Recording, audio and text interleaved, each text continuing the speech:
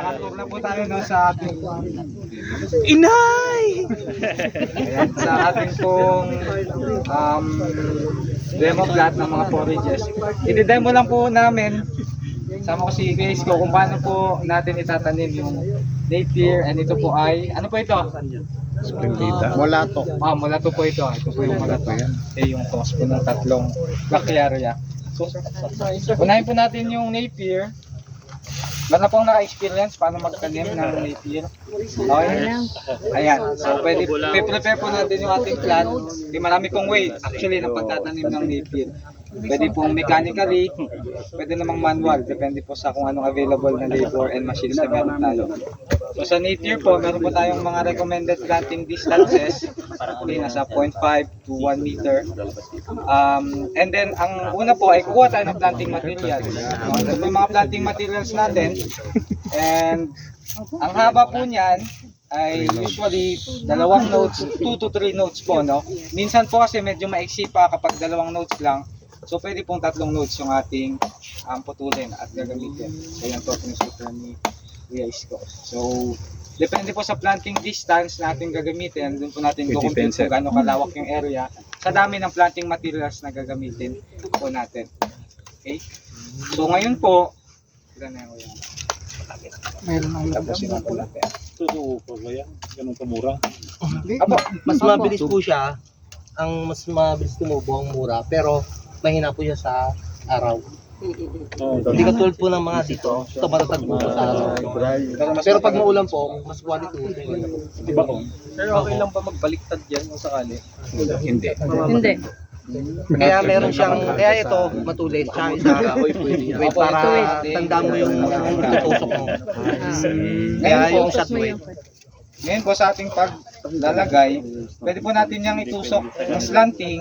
Meron naman pong iba, pahiga, tapos tatamunan nila ng lupa. Meron po yung pros and cons kapag po, may pumapasok sa pantal. Pag slanting po, ano po bang pros nun? Parang kagaya din ng ibang mga tinatanim natin na planting materials gamit ang stem cutting. Siyempre, ang tubo po nun ay dito, pero mas malalim yung magiging roots niya, rooting. Pero kapag nakahiga po, mas maraming shoots na lalabas, pero mas mababaw naman po ang rooting. So depende po yan sa atin. Sige po.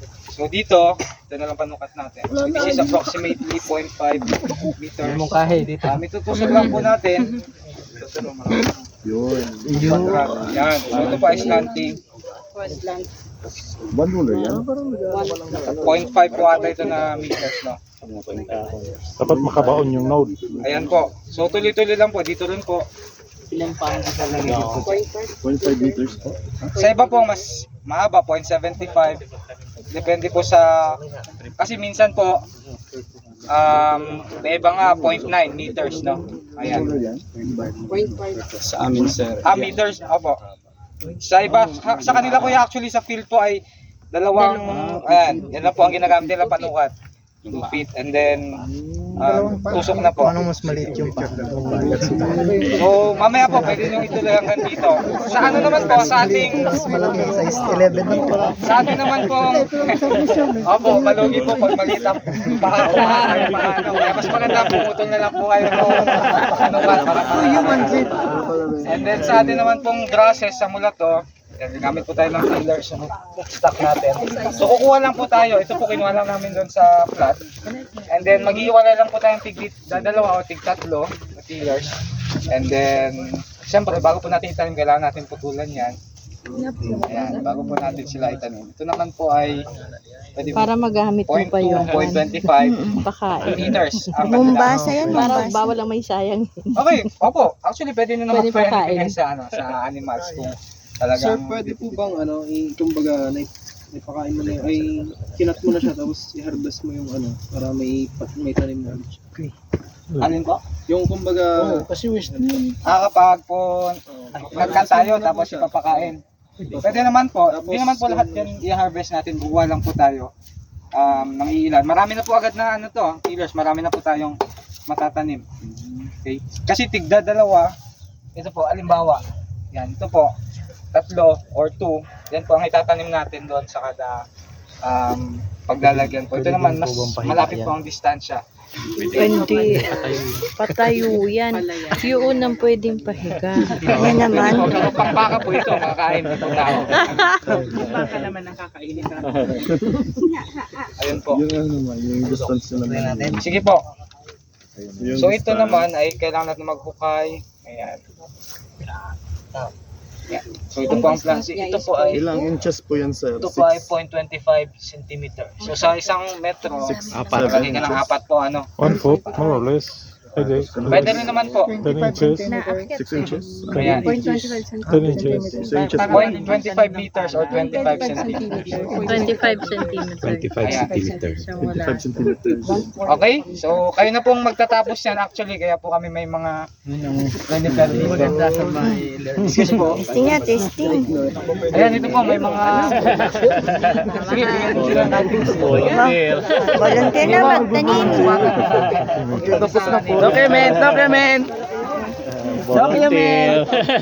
Magtanim ay hindi. Document. Sige, paano? Documents. Ako mag-sukat. Documents. Ayan dito. Documents. Yan. Laliman mo po. May correction. Pahiga sana eh. Pahiga, hindi pa tusok. Ito pa, meron pa isa. Laliman mo po. Excuse po, sir. Ano lang po kami. Yun. Baka matamaan dito. Ito pa. Hala, paano yan? Dito. Yan, sige po. Dito, sunod dyan may ano pa. Ito po yan.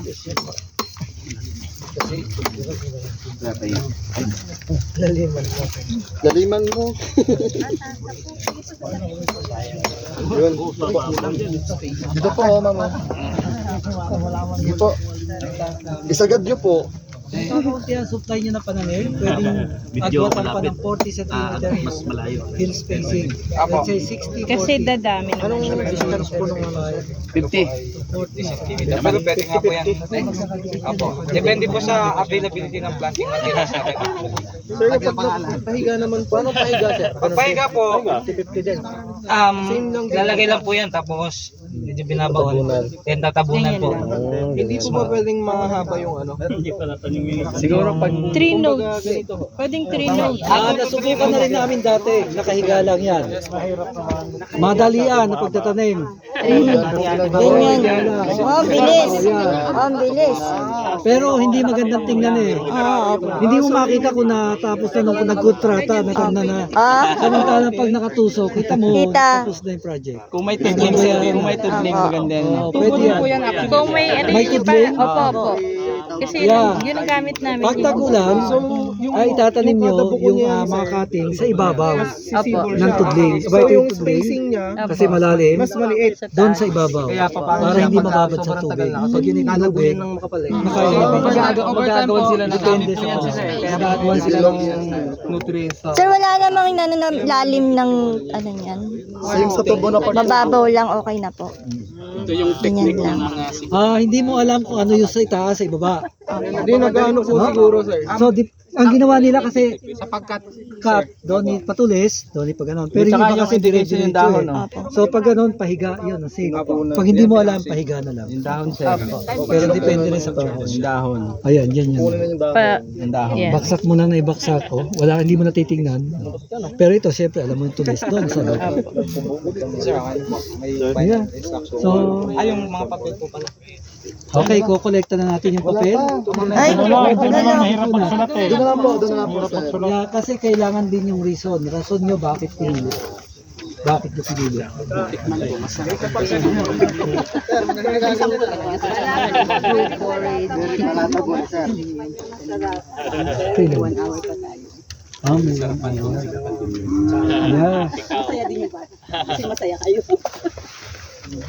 Saan tayo magkukultivate?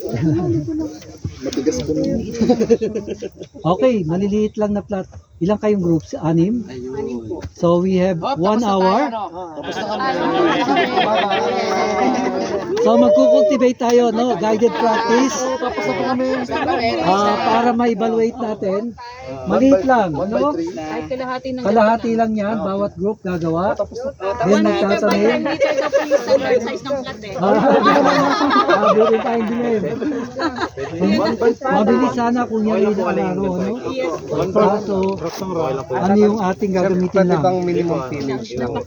Ayos na yung Yeah, minimum tillage. Although pwede, spot planting. Kaso lang kailangan mo rin patayin yung mga weeds. So, ang gagawin mo doon, sprayan mo ng herbicide. Sir, pwede mag-request ng cutting ng ano? Oh, wala na yun.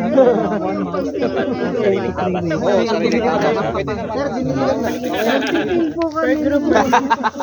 Okay, per group daw. Ito na yung group 6. Group 6. Group 6. Ito na po.